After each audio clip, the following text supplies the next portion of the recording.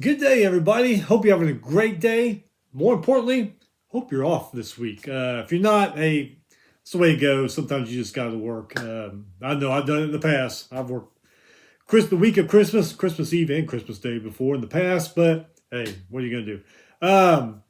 This is our show. We're not gonna have a show later in this week, so this show is gonna be review and preview from last weekend to next Saturday. We're going to preview some things.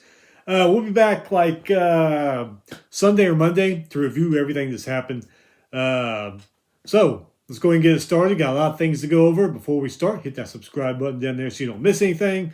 So let's get to some news. Fresno State linebacker Phoenix Jackson, he's committing to Baylor. He is leaving Fresno State, going to Baylor, as is Northwestern safety Devin Turner. He is also transferring to Baylor.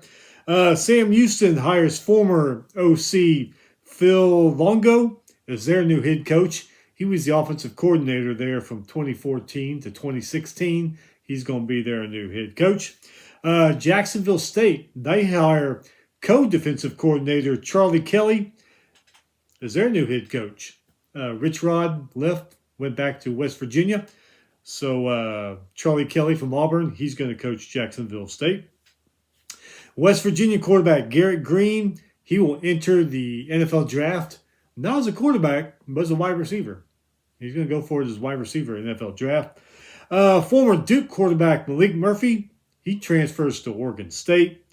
Vandy quarterback Diego Pavia, he won his court case. He won the injunction in the antitrust case versus the NCAA. So he is eligible to play another year. So he will play next year. Guessing at Vandy. Haven't seen anything if he's entered. Think about entering a transfer portal or anything. But as of right now, yeah, he'll be back next year at Vanderbilt. Lane Kiffin, boy, he ripped the CFP over in X now, the X Twitter. This past weekend after the first round games, some of his X's or tweets, whatever they call them now, really exciting competitive game. After the Notre Dame Indiana game, a lot of people are ripping the Indiana Notre Dame game. It's only a 10-point game. Now, yeah, Notre Dame dominated them through just about all the game. I think IU scored like 14 points in the last few minutes of the game, but still, it was kind of a blowout at first until Indiana kind of made a little bit of a comeback there. Another one of his tweets. Way to keep us on the edge of our seats, committee. Following the Penn State SMU game, I admit that game was a blowout. Being here in Texas, I was rooting for SMU, but it just didn't happen. So yeah, he was ripping them online left and right last weekend. Speaking of SMU, quarterback Preston Stone, he is transferring up to Northwestern. Florida State defensive end Patrick Payton, he is transferring to LSU. Iowa State defensive linebacker or defensive lineman Tyler Onedem, I think that's how you say his name. He's entering the transfer portal. Former Penn State quarterback Bo Pribula, he transfers to Missouri. And last bit of news, Washington defensive coordinator Steve Belichick going to North Carolina to join his father Bill. So we'll see how all that works out. All right, so like I said, we're going to do a review and a preview. So here we go. Last Thursday, Sam Houston won the New Orleans Bowl, beat Georgia Southern 31-26. Basketball, 1-2. UNT Dallas beat 8-4 Rice by 1. Rice actually led that game by 11 at the half. UNC Asheville is 8-4. They beat Virginia Lynchburg. Well, they were 8-4. I don't know what happened. We'll see what happened this weekend, but they moved to 8-4, beat Virginia Lynchburg 114-60. Georgia moved to 10-1. They beat Buffalo 100-49. Georgia actually jumped out to 23-0 in the first half of this game. Middle Tennessee moved to 9-3. They beat Lipscomb by 2. UC Irvine moved to 10-1. They beat 93 Belmont 92-84. Belmont actually led that game by 14 at half point. UC Irvine outscored them 67-45 in the second half. Texas, they moved to 10-2. They beat New Orleans 98-62. South Dakota State moved to 9-5. They beat Charleston State, I think that's what it says. I can't read my writing sometimes. 87-72. Utah Tech, they moved to 4-10. They beat 9-5 South Dakota. Good win for them, 92-87. St. Mary's moved to 9-2. They beat Merrimack 73-68. On Friday, Ohio beat Jacksonville State 30-27 in the Cure Bowl. Not surprising there. Ohio's got a good team, and Jacksonville State, they're kind of in a limbo with Rich Rod leaving and all that. Gasparilla Bowl, this one, I thought it was going to be a better game, but Florida just wiped out Tulane 33-8. Not surprised because their quarterback, Tulane, Darian Minsoff, he took off. They still have Malik Hughes, though, but, man, Florida shut down that running game, held him to 28 yards. Florida outgained Tulane in this game, 529-194. Not a good day for Tulane. All right, so CFP, Notre Dame beat Indiana in the first game, 27-17. Notre Dame, they started off with a bang. Jeremiah Love ran for a 98-yard touchdown on like the third play of the game, I think it was. Riley Leonard threw a TD pass and also ran for a TD pass. Irish defense all over Indiana until the last minute and 50 of the game when they gave up 14 points to the Hoosiers. Curtis Rourke threw a couple of touchdown passes there at the end. Irish defense had 4 sacks and held Indiana to 17 first downs, 4 for 12 on third down, 278 total yards in that game. Notre Dame, they move on to play Georgia. Indiana, hell of a first season under Cignetti, 11-2. Who would think you would ever see Indiana finish a football season 11-2? Only good things are going to happen from here on out. Hell of a first year, though. Friday basketball, Radford, they moved to 10-4, beat Virginia Lynchburg 122-63. Poor Virginia Lynchburg, boy. Texas A&M moved to 10-2. They beat Houston Christian 77-45. Purdue Fort Wayne moved to 9-4, beat Defiance 103-52. Longwood moved to 11-3. They beat North Carolina Central 82-67. St. John's, they moved to 10-2. They beat Providence 72-70. North Texas moved to 8-3, beat Appalachian State by 4. Number 19, Cincinnati moved to 9-1. They beat number 22, Dayton, who fell to 10-3. 66-59. That ends Dayton's 5-game win streak. BYU moved to 9-2, beat Florida A&M 103-57. 5 BYU players, double-digit points. UTEP moved to 8-3, beat Jackson State by 6. Saturday football, CFP, Penn State is all over SMU 38-10. SMU's Kevin Jennings threw 2 pick sixes in the first quarter. The Vaca had a 23-yard pick six, and Rojas had a 41-yard pick six for Penn State. Katron Allen, he ran for 70 yards and 2 touchdowns for the Nittany Lions. Drew Aller, 127 yards, 0 touchdowns. Nittany Lion defense, 4 sacks, 3 turnovers, held SMU to 3 for 14 on third down, 1 for 4 in the red zone. Both teams had over 60 yards of penalties in this game. Penn State moves on to play Boise. SMU, not a bad first year in the ACC. 11-3 is where they finish. I have more hopes for Clemson Tigers. Once again, I was wrong. Lost to Texas 38-24. UT did come out on fire, though, in this game. Led 28-10 in the first half. Things slowed down in the second half. Clemson outscored them 14-10 in the second half. Just not enough. Clemson kept having chances, though. I mean, they'd get up there, but Texas defense would just shut them down. Pretty much Texas dominated both sides of the ball at the line. Offense and defense, kind of crazy. Offensive line also helped UT rush for 292 rushing yards in this game. Longhorn defense, 3 sacks, held Clemson to 3 for 12 on third down, 76 rushing yards. Quinn Ewers, 202 passing yards and a touchdown. Jordan Blue, 146 rushing yards, 2 touchdowns. Winner, he also had 2 rushing touchdowns. Clemson's Kate Klubnik coming back home to Austin, hoping to win. 336 passing yards, 3 touchdowns. Texas moves on to play Arizona State. That's going to be an interesting matchup. Clemson finishes 10-4. Ohio State got over their Michigan loss. Beat Tennessee 42-17. Will Howard, 311 passing yards, 2 touchdowns. to Jeremiah Smith, who had 103 receiving yards. Great game for him. Travion Henderson ran for 80 yards plus 2 touchdowns. Judkins, he also ran for a couple touchdowns.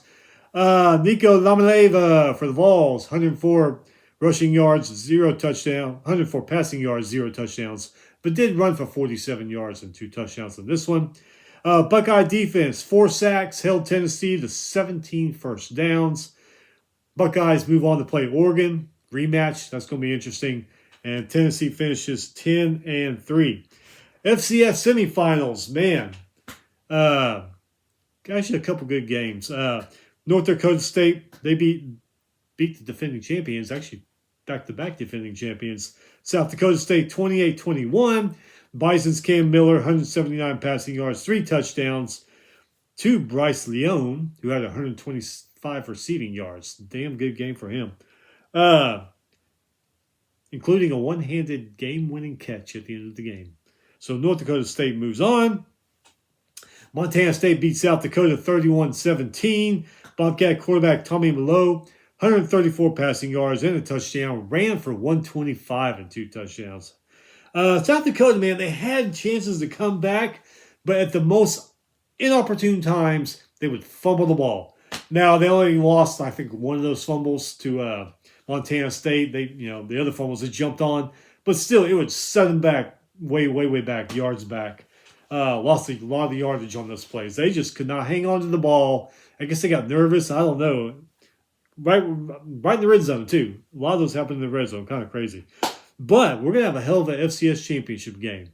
North Dakota State versus Montana State next month, early in the month sometime.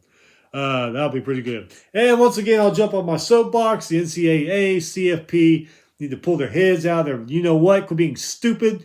Have a championship Saturday. FCS afternoon, late afternoon, CFP national championship game that night. On a Saturday. Come on. Quit being stupid. Quit being this Monday night BS. Come on, you can do it. All right, basketball on Saturday. Florida, they moved to 12-0 to beat North Florida 99-45. Will Richard for Florida, 26 points. He hit 6 3-pointers in this game. Princeton moved to 9-4, beat Rutgers by 1. Indiana, hey, by the way, Indiana, SMU, Clemson, your basketball teams won on Saturday, so it's not all doom and gloom for your school. Anyway, Indiana moved to 9-3, beat Chattanooga 74-65. Penn State moved to 10-2, beat Drexel 75-64. What a great day in State College on Saturday, huh? Maryland moved to 9-2, beat Syracuse 87-60. Maryland led 43-17 at halftime. SMU moved to 10-2, beat Boston College 103-77. Duke moved to 10-2, beat Georgia Tech 82-56. UConn moved to 10-3, beat Butler by 4. Marquette moved to 11-2, beat Xavier by 2. Mississippi State moved to 11-1, beat number 21, 93 Memphis 79-66. St. Bonaventure moved to 12-1, beat Niagara 71-52.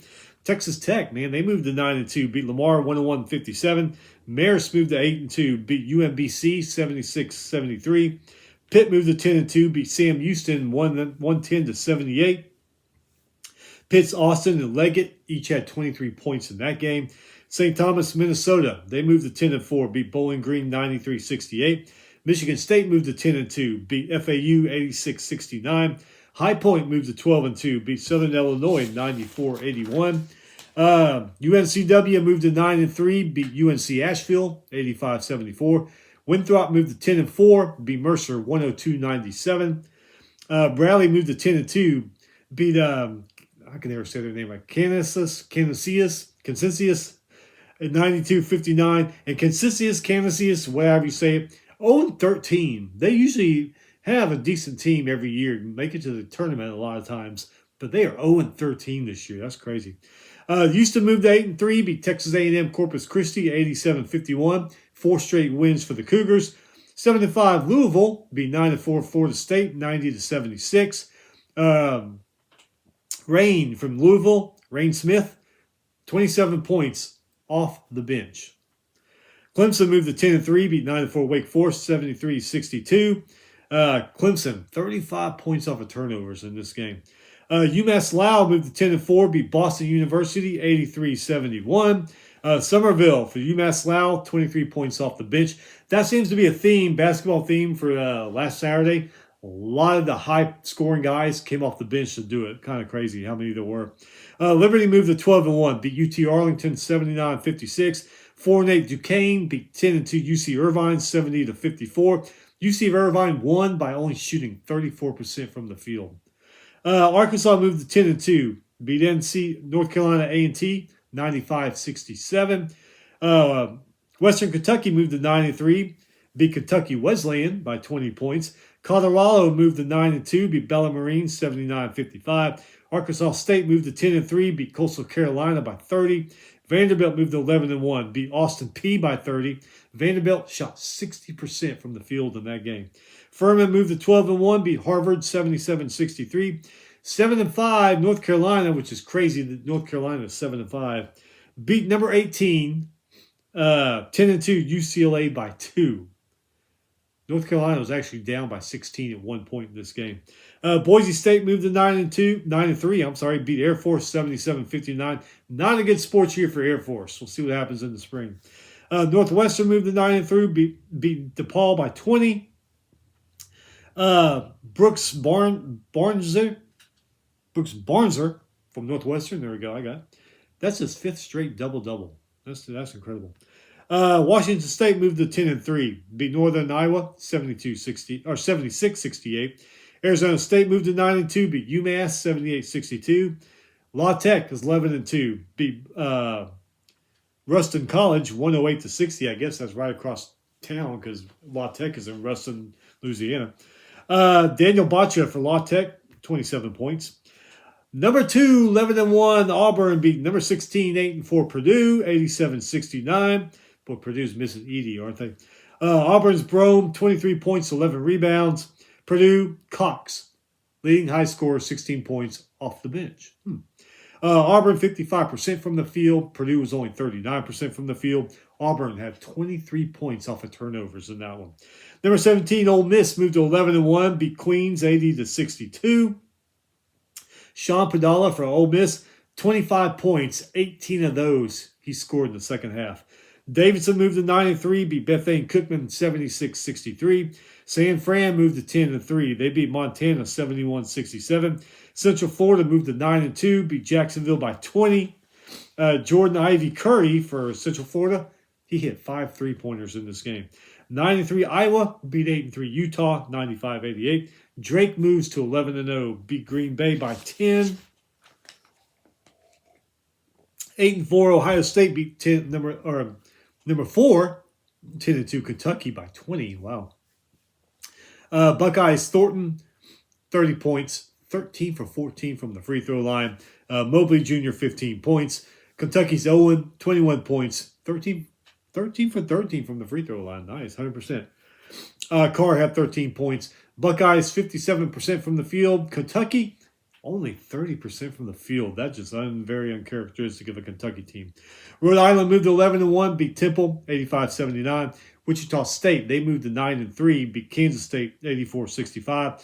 Number 10, Oregon, they moved to 11-1, beat Stanford, who was 9-3, 76-61. Evans Jr. for Oregon, 13 points. Stanford's Raynard, 20 points, 13 rebounds. Oregon, 22 for 29 from the free throw line. Great sports year so far for Oregon. UC San Diego moved to 11-2, beat San Diego by 6.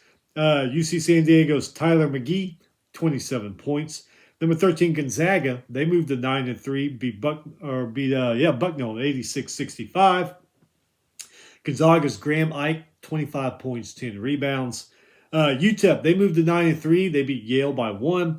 Number 23 San Diego State, they moved to 8-2, they beat Cal 71-50. Both those teams under 38% shooting from the field in that game. Moving on to Sunday, number 6 Washington moved to 11-2, beat Virginia Wise. Never heard of the Virginia Wise. Anyway, wait, did I say number 6 Washington? I mean George Washington. I don't know. George Washington. They beat Virginia Wise 102-62. Number 24 Michigan, who's 9-3, beat Purdue Fort Wayne, who's 9-5, 89-58. Michigan, 63% from the field. Team hit 10 3-pointers. Number 6, Alabama moved to 10-2. They beat 8-3 Kent State, 81-54. Actually, thought this would be a better game. Kent State's a good program, but Alabama just kind of walked on them. Number 3, Iowa State. They are 10-1. They beat Morgan State, 99-72. Cyclones, 7-game win streak. 8-3 Illinois beat 10-2 Missouri, 80-77. Number 14, 12-0 Oklahoma beat Central Arkansas, 89-66. Duke Miles for the Sooners, 29 points in that game. 9-3 South Carolina beat 10-5 Radford, 74-48. VCU, they are 10-3. They beat William & Mary by 20. West Virginia's 9-2. They beat Mercyhurst, 67-46. Wisconsin, they are 10-3. They beat Detroit, 76-53. Nolan Winter for the Badgers, 18 points, 11 rebounds. LSU, they are 10-2. Beat New Orleans, 86-70. North Texas is 9-3. They beat Houston Christian, 62-46. Number 8, Kansas, they moved to 9-2. They beat Brown, 87-53. Oklahoma State, they moved to 8-3. Beat Oral Roberts, 86-74. Abu Osman for Oklahoma State, 19 points. 10 of those were in the final 10 minutes of the game. Pretty impressive. Oregon State's 9-2. They beat 8-3 Charleston, 74-65. Rice is 9-4. They beat Prairie View A&M, 64-46. Milwaukee, they moved to 9-4. Beat North Carolina Central College, 92-57. Or was that North Central College? Might just be North Central College. Milwaukee beat them anyway. Georgia moved 11-1, beat Charleston Southern, 81-65. USC, they are 9-4 now, beat Southern, 82-51. Number 19, Cincinnati moves to 10-1, beat Grambling State, 84-49. Cincinnati, 4-game win streak. 4-7 Oakland beat 9-2 Loyola Chicago, 72-71. Georgetown, 10-2, they beat Seton Hall, 61-60. Utah State is 11-1. They beat 10-3 St. Mary's, 75-68. Utah State, 59% from the field. St. Mary's only shot 44% from the field. And Nebraska, 8-2. They beat Murray State, 66-49. Connor Segan, I think that's how you say his name, for Nebraska, hit 5 3-pointers in that game. All right, upcoming. You actually got a bowl game going on right now, but I don't have a score on it. Myrtle Beach Bowl, UTSA is playing Coastal Carolina. Idaho Potato Bowl later, 7-5 Northern Illinois versus 6-6 Fresno State on ESPN. Tomorrow night, Christmas Eve, the Hawaii Bowl is back. Back on Christmas Eve.